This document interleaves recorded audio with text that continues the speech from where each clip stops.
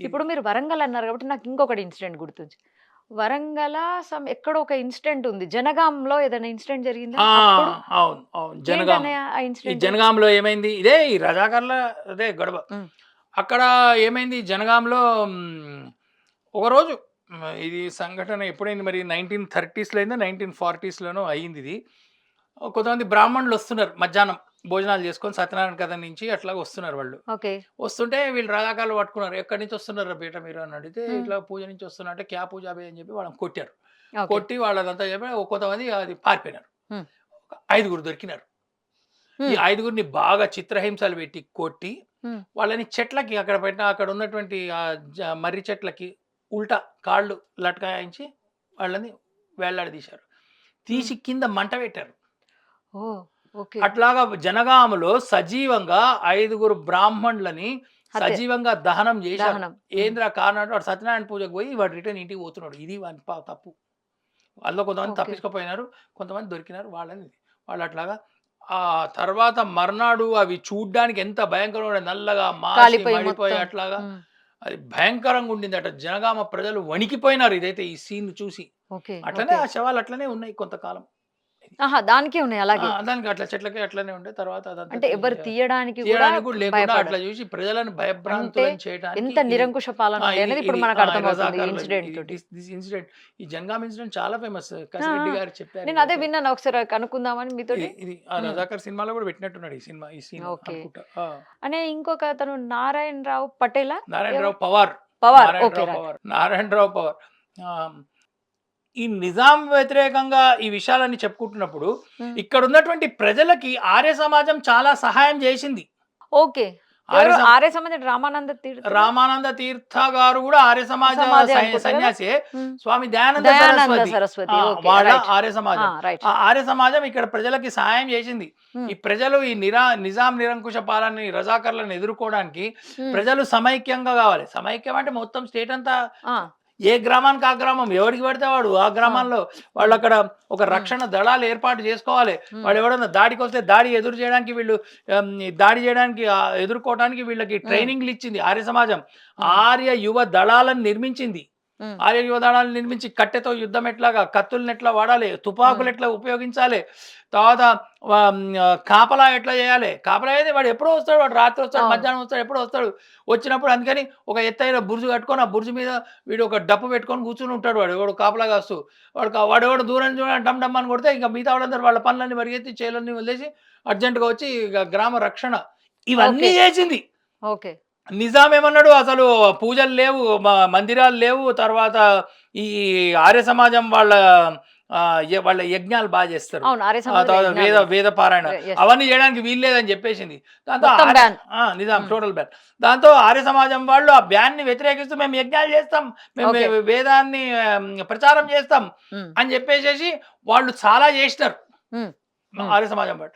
దానికి వ్యతిరేకంగా సత్యాగ్రహాలు నడిపారు. ఆ రోజులలో 50,000 మంది సత్యాగ్రహాలు పాల్గొన్నారు. హైదరాబాద్ వాళ్ళు మాత్రమే 50,000 మంది. 50,000 మంది. హైదరాబాద్ వాళ్ళు మాత్రమే కాదు. ఓకే. దేశంని మొత్తం త్రూ నుంచి వచ్చారు ఔట్. ఆర్య ఆ! సమాజ్ వాళ్ళు. ఓకే. ఉత్తరప్రదేశ్ నుంచి, గుజరాత్ నుంచి, హర్యానా నుంచి వచ్చి వాళ్ళు సత్యాగ్రహాలు చేశారిక్కడ. హ్మ్. వాళ్ళు జైళ్ళకి పోయినారు. ఓకే. మీరు సావర్కర్‌ది అండమాన్ జైలు గురించి వినుంటారు. కాలాపాని అని. అవును. కాలాపాని. తెలంగాణలో కాలాపాని ఉన్నది. అవును. హ్మ్. తెలంగాణలో కాలాపాని ఉంది. ఆహ్, శ్రీశైలం పోతారా? ఆ! అచ్చంపేట తర్వాత కొండలెక్కుతాం. ఓకే. ఎక్కంగానే మొట్టమొదట చెక్ పోస్ట్ వస్తది మన్ననూర్. మన్ననూరు. హ్మ్. ఆ మన్ననూరులో ఉంది కాలాపాని. అదొక జైలు. ఓకే. ఆ జైల్‌లో ఈ ఆర్య సమాజం వాళ్ళందరిని పండిత్ నరేంద్ర దేవ్ వీళ్ళందరినీ ఆ జైల్‌లో పడేసినారు. హ్మ్. వాళ్ళందులో కొన్ని ఓకే. సంవత్సరాలే అందులో ఉన్నారు. అబ్బా! ఎంత కఠినంగా ఉండేదంటే ఇది నేను ఒక రిసర్చ్ పేపర్‌లో కూడా రాసిన.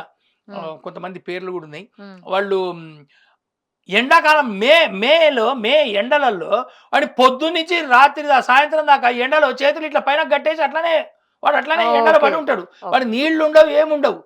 ఆ ఎండలో వాడు మసైపోయి వాడంతా వానికి సన్ స్ట్రోక్ వస్తే వానికి మెడికల్ అసిస్టెన్స్ కూడా లేకుండే. అక్కడ మనరూరులో.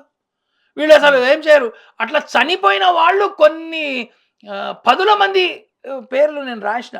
ఓకే. అంటే ఇది నాకు దొరికిన ఇన్ఫర్మేషన్. దొరకంది ఎంతుందో. ఇంకెంతుందో. అదే గదా! ఇది కేవలం ఇది మన్ననూరులోనే గాదు. బీదర్ జైల్లో, తర్వాత బెల్గాం జైల్లో, తర్వాత ఇటు ఔరంగాబాద్ జైల్లో, ఇట్లా అనేక నిజామాబాద్ జైల్లో హ్మ్. ఎన్నో ఉన్నాయి. హ్మ్. వీటన్నిటిని చూసి తర్వాత ఒక ఆర్య సమాజి ఆయన, ఆయన హ్మ్. ఆర్య సమాజి అంటే ఆయన లాయర్. ఓకే. హ్మ్. లా హ్మ్. చదువుకునేవాడు. హైదరాబాద్ అది వరంగల్‌లో పుట్టినాడు. తర్వాత హైదరాబాద్ వచ్చాడు. ఇక్కడ చదువుకున్నాడు. చూసి వాట్ ఈస్ ఆల్ దిస్ ఇదంతా అని చెప్పేసి అసలు నిజాం ఆయనేం ప్లాన్ చేసాడంటే నిజాంని చంపేస్తే నిజాంకి ఇద్దరు కొడుకులుండే. హ్మ్.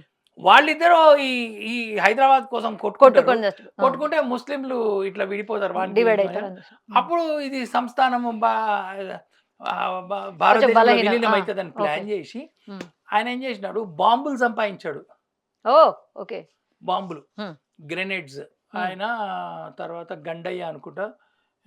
ఇంకొక ఆయన కూడా ఉండే. వీళ్ళు ముగ్గురు మహారాష్ట్ర పోయినారు. హ్మ్. వీళ్ళకి బాంబులకి పొమ్మని హ్మ్. కాస్త ధన సహాయం చేసింది కాళోజీ నారాయణరావు అట. ఓకే. ఆహా! కాళోజీ నారాయణరావు ఆ! మీకు తెలుసా? తెలుసు. హ్మ్. కాళోజీ నారాయణరావు. అరే మీరు పోండిరా అని. ఎందుకంటే ఈయన వరంగల్, ఆయన వరంగల్. హుహు. నారాయణరావు కూడా వరంగల్. ఓకే. ఇంకా వీళ్ళు పోయి బాంబులు తీసుకొచ్చి తర్వాత ఈ నారాయణరావు పవార్ నిజాం మీద కార్ మీద బాంబేసినాడు. ఎక్కడ? కింగ్కోటి చౌరస్తాలో. ఓకే. కింగ్కోటి చౌరస్తాలో బాంబేస్తే ఆ బాంబు కారు మీద పడ్డది. నిజాం మీద పడలే. హ్మ్. అది బయట వెళ్ళిపోయింది. కారు వెంటనే దూసుకుపోయింది. నిజాం తప్పించుకున్నాడు. తర్వాత హ్మ్. నారాయణరావు పవార్‌ని పట్టుకున్నారు. చిత్రహింసలు పెట్టారు. ఉరి శిక్ష పడ్డది. మిగతా ఇద్దరు తప్పించుకున్నారు. ఆ ఓకే. గండయ్య ఇంకా ఆ! వాళ్ళు. ఓకే. వాళ్ళు తప్పించుకున్న తర్వాత దాంట్లోనే ఆహ్, ఇంకొకాయన దొరికినాడు. ఆయన పేరు ఆల్వాల్ బాల్‌రెడ్డి లేదా దూద్‌బోలి బాల్‌రెడ్డి. దూద్‌బోలి. ఓహ్! ఆ! దూద్‌బోలి నాకు. హ్మ్. దూద్‌బోలి బాలరెడ్డి. ఈ బాలరెడ్డి గూడా బాంబులు తయారు జేసి బాలరెడ్డి వీళ్ళకి సప్లై జేసినాడని జెప్పేసేసి ఆయన మీదకి ఈ దూద్‌బోలి బాలరెడ్డి నిజామాబాద్‌లో ఓహ్! ఉంటుండే. హ్మ్. అయితే దూద్‌బోలి బాలరెడ్డి కేసు కొంచెం వేరే. ఆయన బాంబులు తయారు జేసిండు. హ్మ్. నిజాం వ్యతిరేకం వాళ్ళకిచ్చిండు. నారాయణరావు పవర్‌కి ఇవ్వలే. ఓకే. ఆయన బాంబులు తయారు చేసిండు. హ్మ్. నిజాం వ్యతిరేకం వాళ్ళకిచ్చిండు. హ్మ్. కానీ నారాయణరావు నారాయణరావు పవర్ వేరేకెళ్ళి తెచ్చుకున్నాడు. కానీ ఓకే. ఈ బాంబులు వాడి దూద్‌బోలి బాలరెడ్డిని కూడా ఏసి జైల్‌లో పెట్టి కొట్టిండ్రు ఆయనైతే కూడా. కానీ అది కాదు. తర్వాత అంటే ఈ విషయం నాకు మొన్ననే తెలిసింది. ఇది ఓకే. దూద్‌బోలి బాలరెడ్డిని అనుమానించారు. కానీ కాదు. అనుమానాస్పదంగా. హ్మ్. కానీ అది నారాయణరావు పవర్‌కి ఉరి శిక్ష పడ్డది. ఇది ఎప్పుడైంది ఇది 1947లో అయిందిది. 1947. Around hmm. అక్టోబర్, నవంబర్ ఎప్పుడైంది. ఓకే. ఓకే. ఆ తర్వాత 1947 భారతదేశం స్వాతంత్రం వచ్చిందట. హ్మ్. దాని తర్వాత అట్లనే జైల్‌లో పెట్టినారు. ఉరి శిక్ష తీయాలే. ఈ హ్మ్. నిజాం ఏమో ఆ ఉరి శిక్ష ఖరారు చేస్తూ ఆ సంతకం పెట్టలే. హ్మ్. ఏదో వాటెవర్ రీజన్స్. ఓకే. ఓకే. మెల్లగా అది పోస్ట్‌పోన్ చేసుకుంటూ వచ్చిండు. హ్మ్. ఈ లోపల 1948 సెప్టెంబర్ 17థ్ వచ్చింది. ఆ! హైదరాబాద్ విమోచనం అయిపోయింది. ఆ! అయిపోయిన తర్వాత ఈ నారాయణరావు పవార్ ఉరి శిక్ష ఆపిర్రు. ఓకే. ఆపిన తర్వాత అది ఇంకొక 6 మంత్స్‌కి నారాయణరావు పవార్ జైల్లోకెళ్ళి బయటకొచ్చిండు. విడుదల. ఓకే. హ్మ్. విడుదలయ్యిండు. హ్మ్. హైదరాబాద్ విలీనం తర్వాత, ఓకే. హ్మ్. విలీనం తర్వాత ఇక్కడ ఈ నెహ్రూ యొక్క ఈ రాచ పాలిటిక్స్ గవర్నమెంట్ ఇది చూడాలి. నారాయణరావు పవార్ అట్లా బయటకొచ్చిన తర్వాత శిక్ష కొట్టేశారు. అదంతా అయింది.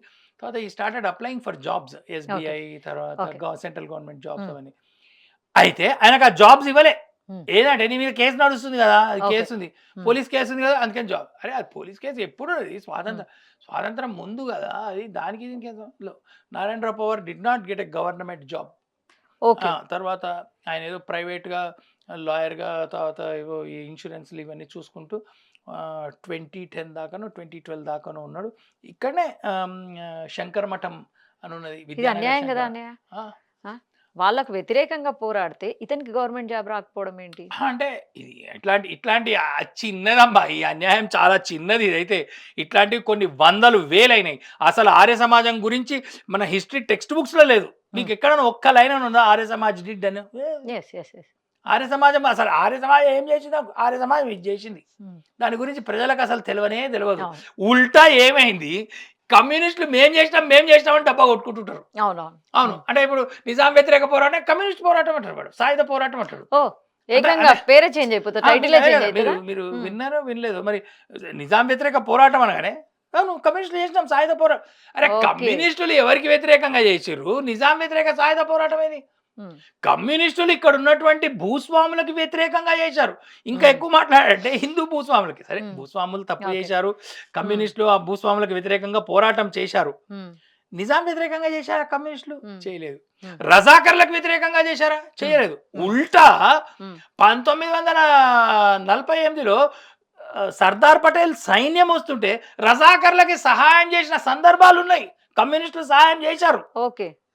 ఆ నల్గొండ దగ్గర సూర్యాపేట దగ్గర ఎక్కడ ఈ మూసీ నదికి అడ్డంగా బ్రిడ్జ్ ఉంది కదా, సూర్యాపేట దగ్గర ఉంది. సూర్యాపేట దగ్గర కోదాడ దగ్గర మూసీ నదికి ఇక్కడ నుంచి ఆంధ్ర పోయే మూసీ నది మీద బ్రిడ్జ్ ఉంది. ఆ బ్రిడ్జ్ లో కొంత భాగం కూలగొట్టేశారు. ఎందుకంటే బ్రిడ్జ్ నుంచి ఇండియన్ ఆర్మీ వస్తుంది అటు విజయవాడ నుంచి, అట్లా రాకుండా ఉన్నారు. ప్రజలు అక్కడ బ్రిడ్జ్ కి వెంటనే మరమ్మతులు చేసి విత్-ఇన్ 3 hours ఆ బ్రిడ్జ్ ని మళ్ళా కట్టేసి ఇండియన్ ఆర్మీని పంపించారు. కమ్యూనిస్టులు ఇండియన్ ఆర్మీతో యుద్ధం చేశారు. కమ్యూనిస్టులు ఇదేంది, ఇది పనికిమాల సైన్యం, ఇది సర్దార్ పటేల్ సైన్యము, మేము భారతదేశాన్ని ఒప్పుకోమని. ఎప్పటిదాకా 1951 దాకా communist fought against Indian army. Communist fought against Indian government. They did not recognise Indian government. ఉల్టా వాళ్ళు ఇక్కడి నుంచి స్టాలిన్ దగ్గరికి పోయినారు. చైనా ఈ మాకినేని బసవపున్నయ్య వీళ్ళెవరో ఉన్నారు, వాళ్ళంతా వీళ్ళు పోయి స్టాలిన్ తో అడిగితే స్టాలిన్ మ్యాప్ తెప్పించి చూశాడు. చూస్తే ఈ నిజాం, అరే మీ నిజాం రాజ్యం చిన్నదిరా, దీనికి ల్యాండ్ లాక్డ్, సముద్రం లేదు, సముద్రం లేకపోతే మనం ఆర్మీని గాని ఆయుధాలు గాని ఎట్లా పంపిస్తాం, కాబట్టి మీరు వదులుకోండి అని అన్నాడు. అందుకని నిజాం లేకపోతే వాళ్ళు ఈ నిజాము సంస్థానాన్ని కమ్యూనిస్టులు కబ్జా చేసి భారతదేశంలో ఒక కమ్యూనిస్టు రాజ్యాన్ని, దేశాన్ని స్థాపించాలనేటువంటి కోరిక 1951 దాకా ఉండింది. అప్పటిదాకా వాళ్ళు భారత ప్రభుత్వాన్ని వాళ్ళు యాక్సెప్ట్ చేయలేదు. This is communist history, this is Indian history and this has to be told. ఇది మనం చెప్పాలి సమాజానికి, మన పిల్లలకు చెప్పాలి. అది ఇవేవి చెప్పలేదు. అదే ఉల్టా నక్సలైట్లు, తర్వాత మావోయిస్టులు ఇట్లా చెప్పుకుంటూ అదేదో పెద్ద గొప్ప సిద్ధాంతం లాగా ఇది ప్రపోజ్ చేసింది కమ్యూనిస్టులు. ఇంకొకరు బండి యాదగిరి అనుకుంటా, బండి యాదగిరి అనే తన పేరు కరెక్ట్, బండి యాదగిరి. ఈ అన్యాయాలు ఇవన్నీ చూసిన తర్వాత ప్రజలు చాలా విపరీతంగా ఎదురు తిరిగినారు. కానీ ఏం చేస్తారు, ఈ బండి యాదగిరి ఈయన ఒక పాట రాసి పాట పాడేవాడు, ఫేమస్ అయింది. బండెన్క బండి గట్టి, బండెన్క బండి గట్టి 16 బళ్ళు గట్టి, ఏ బండే వస్తావు కొడకో నైజాము సర్కరోడా, నా జీలమించినవురో నైజాము సర్కరోడా. నా జీలమించినవు అంటే నాజీస్ ఉన్నారు కదా, హిట్లర్ నాజీలు, వాళ్ళని మించిపోయినవురా రే నైజాం సర్కరోడా. ఎవడు ఈ నిజాం. చుట్టుముట్టు సూర్యపేట, దాని పక్కన నల్లగొండ, నువ్వు ఉండేది హైదరాబాదు, దాని పక్కన గోలకొండ, గోలకొండ కిల్లా కింద, నీ గోరి గడతాం కొడకో నైజాము సర్కరోడా, నీ గోరి గడతాం కొడకో నైజాము సర్కరోడా. చాలా ఫేమస్ సాంగ్ ఇది, చాలా ప్రసిద్ధి. ఎందుకు ప్రసిద్ధి అయింది? ఒక పాట అట్లా ప్రసిద్ధి అవుతుందా? అందులో సినిమాలు, యూట్యూబ్లు, వాట్సాప్లు, టీవీలు లేని జమానాలో గ్రామాల్లో ఈ పాట ఎట్లా ప్రసిద్ధి అయింది? Extremely popular song. ఎవరు వాడు అంత ప్రజల్లో అంత నిజాం వ్యతిరేకమైనటువంటి వ్యతిరేక ఉన్నది. అది that is there, that was there. ఆ రోజుల్లో ఉండింది, దట్ ఈస్ దేర్. ఇవాళ కూడా ప్రజల్లో ఉంది. మీకు ఒక వానమామలై వరదాచార్యులు గారని ఆయన ఒక మహాకవి, ఆయన మఘవలయం అనొక మఘవలయం అంటే మహాఘనత వహించిన, మగవలయం అంటే అంటే మహా, ఘ అంటే ఘనత, వా అంటే మహాఘనత వహించిన నిజాము గారి వారి యొక్క వలయం. ఆయన ఏం రాశాడు చూడండి, ఆయన కవిత్వం రాశాడు. ఎంత రాక్షసత్వం, ఎంత పైశాచికం, ఎంత విరోధమెంత హింస, దివ్యస్థలంబులు దేవాలయంబులు మధుమాంస దుర్గంధమయమునర్చి, మందు కొట్టి దేవాలయాల్లో మాంసాలు వేసి, మూత్రాభిషేకాల ముంచి ఎత్తి, శివుని యొక్క లింగాలు ఉంటే దాని మీద మూత్రం చేసేవాళ్ళు. ఎదురే అభిషేకం చేస్తావా, చేసుకో నా కొడుక అని చెప్పి వాళ్ళు చేసేవాళ్ళు. అది భూషణాదుల దొంగపోటుగా హరించి, ఆభూషణాలని వాళ్ళు ఎత్తుకపోయినారు. వాళ్ళు వాహనాలెక్కి సవారి చేసి, చేతికందిన వారి సిగలెల్ల గొరిగించి, ఉపవీతములు మొలగుచ్చుపోసి అర్చక స్త్రీల గర్భాలయముల బట్టి. అర్చక స్త్రీలు ఉంటారు, వాళ్ళు పూజారులు, వాళ్ళ భార్యలు, వాళ్ళ అక్క చెల్లెళ్ళు, పిల్లలు, ఆడవాళ్ళని ఆ గర్భాలయంలోనే రేపు చేసిరట. ఇది నేను కాదండి, ఓకే ఓకే వానమాంబలై వరదాచార్యులు గారి కవిత్వం ఇది. ఎప్పుడు 90 years బ్యాక్, 100 సంవత్సరాల క్రితం ఆయన రాసిన కవిత్వం ఇదైతే. అయ్యవార్లనదల్చి రొయ్యలు తినిపించి నామ విభూతులు నాకి వైచి నిష్ఠాగరిష్ఠుల నిత్యసుంతి చేయించి కుచుటోపీలు పెట్టి మతము మార్చినారు. హిందూ గృహ ఇందిర ప్రాణమాన ఉపద్రవ ప్రళమైనది హిందూ గృహ ఇందిరా. వానమాంబలై వరదాచార్యులు గారు, దాశరథి రంగాచార్య, దాశరథి కృష్ణమాచార్య, ఆ దాశరథిని పట్టుకుపోయి జైల్లో పడేశారు, నిజామాబాద్ జైల్లో. మా నాన్నగారికి మిత్రుడు ఉండేవారు, వారు పోయారు, డాక్టర్ ఇరువింటి కృష్ణమూర్తి గారు. ఇరువింటి కృష్ణమూర్తి వాళ్ళంతా చిన్న వాళ్ళప్పుడు, దాశరథి గారు వీళ్ళంతా జైల్లో ఉన్నారు, నిజామాబాద్ జైల్లో. ఓకే నిజామాబాద్ జైల్లో ఉన్నారు. దాశరథి రంగాచార్య నిజామాబాద్ జైల్లో ఉన్నాడు. ఆయనకి రాసుకోవడానికి ఏమి ఇవ్వకపోతే బొగ్గుతో గోడల మీద రాసేవాడు, సావర్కర్ లాగా దాశరథి రంగాచార్య.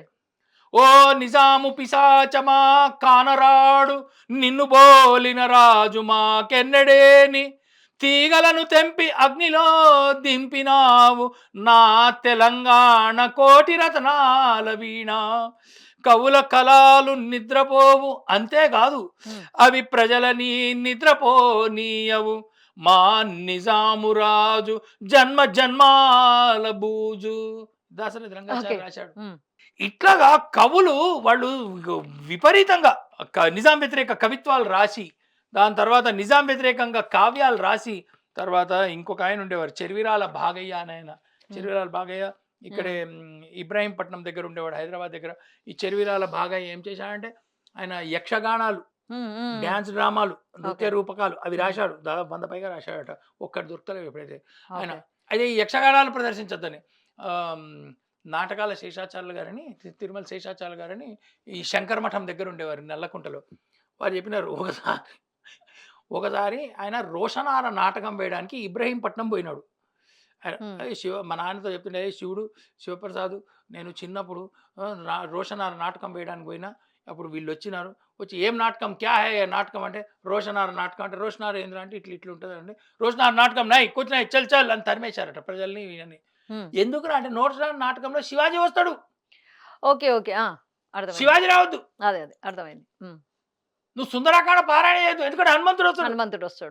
హనుమంతుడు వస్తే బజరంగ బలి అంటే అందరు యువకులందరికీ ఉత్సాహం వస్తుంది, రాముడు వస్తాడు, కృష్ణుడు వస్తాడు, ఇవేం చెప్పద్దు. మరి ఏం చెప్పాలి, ఏదో కోడి కథ, ఇంకేదో అట్లాంటి.